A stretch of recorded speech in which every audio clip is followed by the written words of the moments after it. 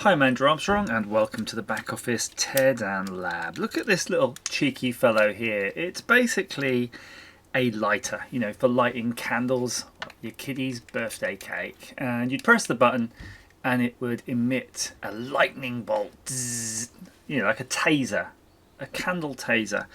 And it seemed to run out of charge, so I put it on charge. It's still coming on,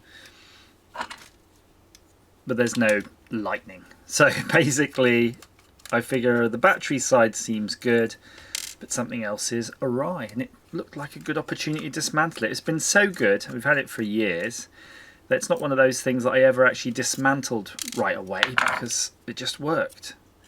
Oh, look how nicely it's made. That's really heavy. That's like a die cast piece of metal there. This is a quality item. I don't know if they still make them. Certainly if they make them to this quality. Look, it's got a whole enclosure. No wonder it felt so heavy in the hand. So that's still there. It's just pressing a button on the PCB. I can see the battery in here actually through the gaps. So let's keep delving deeper. There is a reasonable chance I might zap myself if I'm not careful. The nice thing about this was it was tends to be safe. You know, there's no open flame.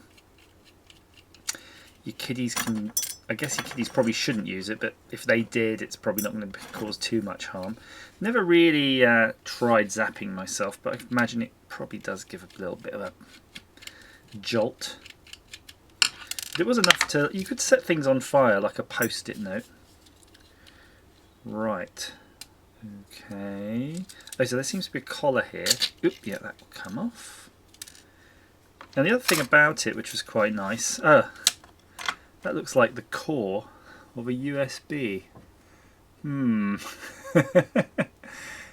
Maybe it doesn't have full charge in it. Anyway, let's keep going. So there's the battery, which is looking a little bit puffy, to be fair.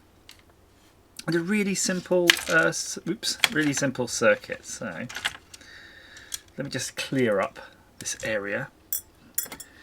We'll have a little bit of a zoom and tell you what's going on here. So you've got what looks like some sort of power chip, some sort of regulator perhaps coming in. And then you've got controller. I mean, these devices have had all of their markings removed, so they don't want people copying it. But there's your USB coming in, and it's most of this is probably to do with the charging circuitry. In fact, I suspect that's what this is. And you've got 3.7 volts here, puffy 3.7 volts, and it's likely to be handled by this. And then what's actually happening is, I believe this microcontroller, actually that's a transistor, I'm sure that'll be a transistor. And my guess would be, when you press the button, the microcontroller here is pulsing power through this coil. And then when this coil is collapsing, possibly there's a diode here,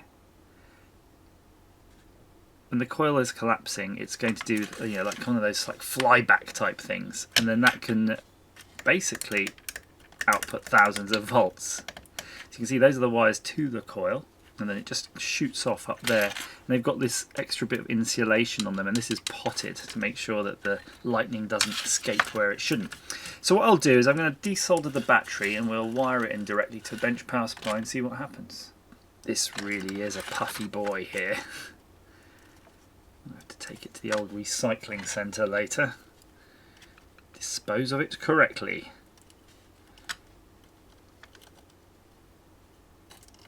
Okay, that's pretty easy. So the way you can tell that it's far gone, even though it fits still in this case because the case is quite generous, as I'm squeezing it I can feel a decent amount of air moving around. But interesting enough, let's just check what voltage this would be at. Anywhere near the 3 volts, 3.7 should be. And we'll put one here and one there.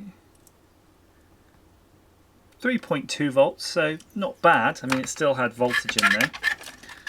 Whether that's the reason it wasn't working, I don't know. And then what I'm going to do is I'm just going to solder on a couple of wires so we can attach the bench power supply.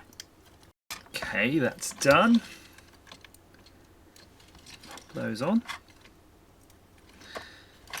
Hold that there. Right, bench power supply is off camera, but I'm going to set it down to 3.7 volts, which it's on now. Okay, 3.7 volts.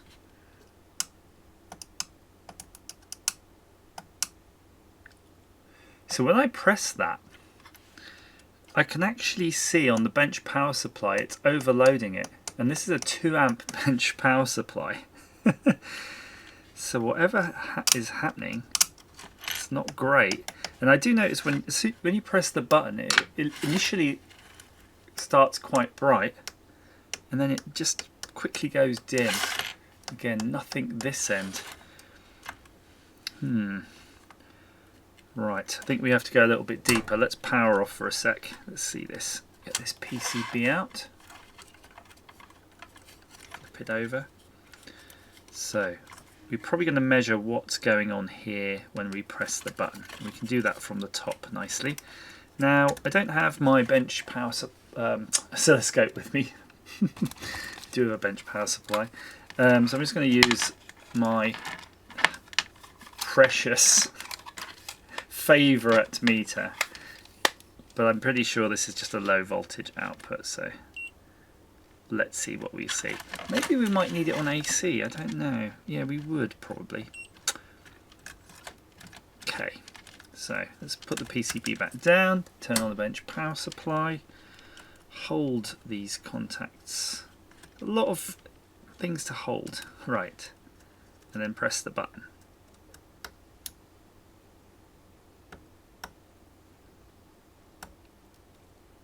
I don't think I'm seeing really much there going on the AC, but again, we wouldn't see necessarily that waveform. Let's put it on, definitely not DC. Well, DC would be bad news actually if it's DC. Ah. Not sure we're learning anything from this. Okay. So, we think that this is kaput. What can we do with it? Is there a way we can get this to do some lightning?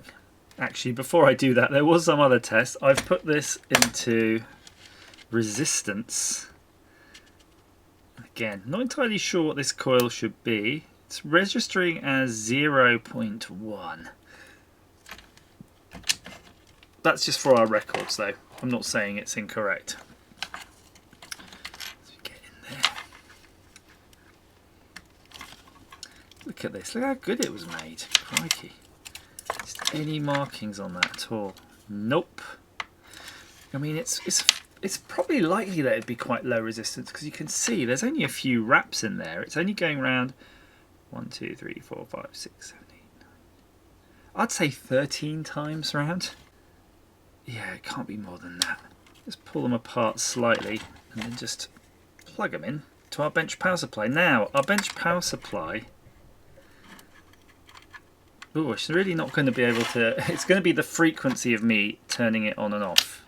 But I just want to see if there's anything there. Imagine like the contacts of an old car you used to have, right?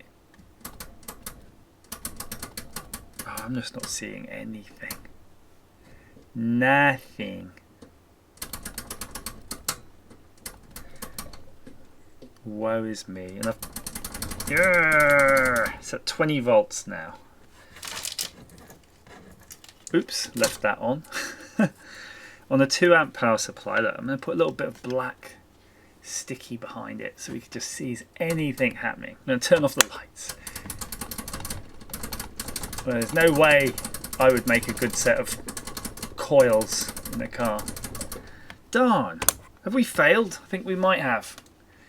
Fit for the bin. Well, I think I've got enough stuff lying around, but it's a bit of a shame. Look at that. That's good quality, that is. But yeah, clearly it's succumbed to multiple things of age. I did find a date code on this. It was from 2017, so it's survived surprisingly long for a bit of tat. Guess off to the recycling centre we go. Thanks for watching.